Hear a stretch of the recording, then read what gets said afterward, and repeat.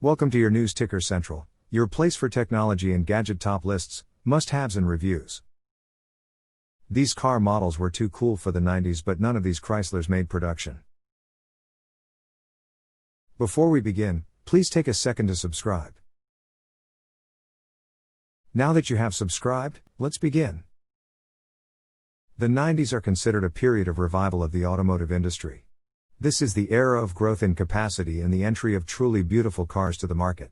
Every player in Detroit's Big Three had their own vision of beauty, but the Chryslerites were particularly good at design. Thomas Gale's designs peaked from 1985 to 2000, when he finally took over as Chrysler's chief designer. The iconic Dodge Viper, front-wheel drive large sedans with an LH platform and a forward-shifted cockpit, the 1994 Dodge Ram pickup, which became one of the most beautiful full-size trucks in history. These and other landmark cars were born during his time. Of course, in those days, concept cars were born as if from a cornucopia. Let's talk about some of the most impressive ones. Chrysler 300 concept. In 1989, Dodge introduced the prototype Viper supercar, and in 1992 brought the monster to market. Designed as the ideological successor to the great and terrible Shelby Cobra, the Mad Viper was unlike any car in the States or beyond, and became the dream of Detroit brute force of all ages. The perfect top model. Chrysler looked at the success of their colleagues and wondered what their supercar could become. The 1991 Chrysler 300 show car is interesting not so much for its streamlined body as for its integrity and uniqueness of the image. This is a luxury sedan Viper with a nostalgic name in honor of the muscular line of the 50s and 60s. The concept, which brings to mind the golden days of Detroit, is based on a modified and stretched spatial power structure of a Mad Roadster. The 385 horsepower V10 engine, taken from one of the early prototypes, was paired with a 4-speed automatic, which was much better suited to the big 4-door car than a manual transmission. The photographs do not show the true reach of this 5,245mm giant with a 3,198mm wheelbase. The design elements of the body and interior directly and without unnecessary curtsy convey to the viewer the idea of a sedan and a sports car fusion, bringing the interpretation to a symbiosis of contradictions. Smooth, sweeping lines of the sidewalls are combined with rear suicide doors that open against the direction of travel like Rolls-Royce, and the luxurious seats are separated by a huge central tunnel that turns into the center console and dashboard, thereby creating the effect of a supercar cockpit. Among the interesting features of the experimental sedan is an early version of keyless entry. It was possible to get into the salon using a magnetic card. Chrysler Atlantic. In the 90s, the concern had many show cars, but the 1995 Atlantic Coupe was undoubtedly one of the most important and most significant achievements of the design center. According to legend, the then Chrysler top manager and inveterate automaniac Bob Lutz sketched a sketch on a napkin and showed it to Gale. He, in turn, gave the task to his subordinates, but did not show them any napkins, so as not to limit their creativity, but only hinted at the French coupes of the 30s, which could act as a source of inspiration. The talented designer and author of the Viper look Bob Habach became the direct performer.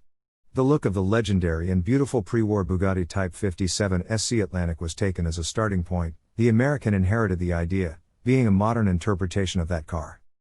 Having appeared, he produced the effect of an exploding bomb and is ready to arrange it to this day, since the image turned out to be completely ageless. Particularly impressive is the luxurious silhouette with a gigantic 3,251mm wheelbase and 21-inch rims at the front and 22 inches at the rear. Outside and inside, the Chrysler Atlantic is a purebred coupe, born of romantic fantasies and longing for the times when cars were not created in a wind tunnel but by an artist on a sheet of paper. The Atlantic is more than a car. It is a tribute to the era when expressive coupes were consistently developed by talented craftsmen. It is a living example of the art of automotive design expressed through Chrysler's technological base. The manufacturer beautifully and accurately describes the idea of his show car. An interesting feature of the project is the engine, not a V-shaped, but an inline 4.0-liter 8 with a capacity of 360, representing two spliced 2.0-liter units from the compact Dodge Neon. According to some reports, Gale wanted to see the coupe in serial status. According to others, it was planned to be released in a limited edition of 100 pieces. Alas, neither one nor the other happened. Chrysler Atlantic remained an example of great design and took its place in the Walter Chrysler Museum. Chrysler Kronos. Look at the majestic 1998 sedan, named after the god of time from ancient Greek mythology. and you'll see why Chrysler concepts from the 90s were the finest American experimental designs. It is striking on the outside and interesting from an anatomical point of view. Kronos looked to the future by building on the past. It was heavily influenced by the 1953 Chrysler d'Elegance show car from the Ghia Touring Company, and to this day looks like it came from the very heart of Gotham City, with at least a superhero driving it. Alas, no one got the concept, but only shared with the serial Chrysler 300 the unusual and memorable design of the front end of the body, which became a rethinking of the d'Elegance face. What would the American market experience if at one point a serial Kronos, which outwardly almost did not differ from the concept, blew up the Detroit Auto Show, and then appeared in dealerships? We suppose shock.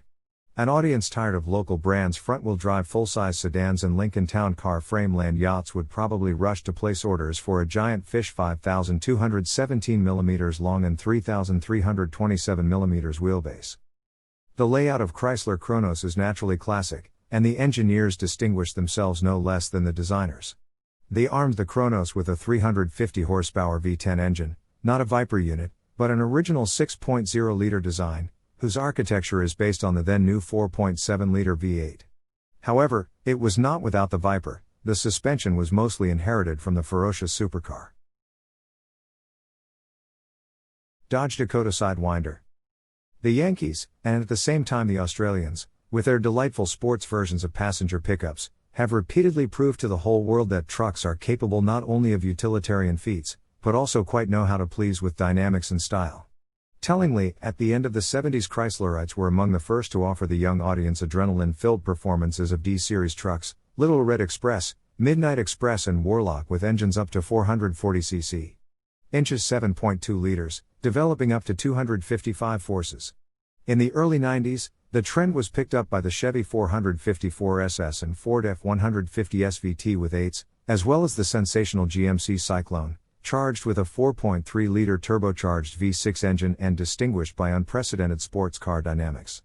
A decade later, an unusual Chevrolet SSR appeared in the tribe of funky pickups, a retro model on the Trailblazer SUV chassis with a retractable roof. Interestingly, the concept of a wild truck cabriolet General Motors spied on Chrysler, namely the experimental Dodge Dakota Sidewinder. Contrary to the name, the design and technical aspects of the show car in no way resembled the midsize Dakota Track. The second part of the name reflected the true essence of the project. Translated from English, Sidewinder means horned rattlesnake, and in addition, this is the name of the famous AIM-9 air-to-air missile with an infrared homing head.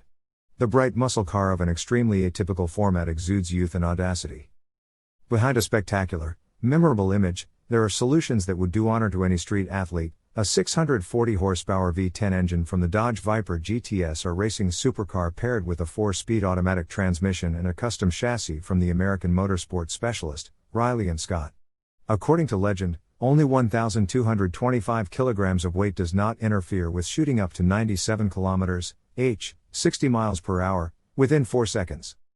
With a length of 4,801 mm, the sports car is noticeably inferior to the cargo namesake, although the wheelbase of 2,845 mm was comparable to the distance between the axles of the shortest version of the Dodge Dakota. Unfortunately, nothing even close to similar appeared in mass production. The car turned out to be too niche. Dodge Charger RT. After the original real Charger left the scene in 1974, the company has repeatedly made attempts to revive the legendary name, and at first they were, frankly, unsuccessful. In 1999, when no one remembered about Charger, the brand fired a killer concept, in every sense worthy of its ancestors. The classic Charger was a 2-door model, but the show car went against tradition and came in a stunning sedan form factor. Thanks to the distinctive rear end and the sidewalls with wide shoulder pads, the car was unmistakably identified as the Charger. In the design of the front end, Thomas Gale took a brilliant liberty. He did not adapt the style of the original model, but painted a completely new modern face, in which there is enough aggression for a dozen sports cars. It is a pity that the serial sedan, which appeared in 2005, was practically nothing like an experimental model, but rather looked like a tired and beaten boxer. A sort of Mickey Rourke after numerous plastic surgeries.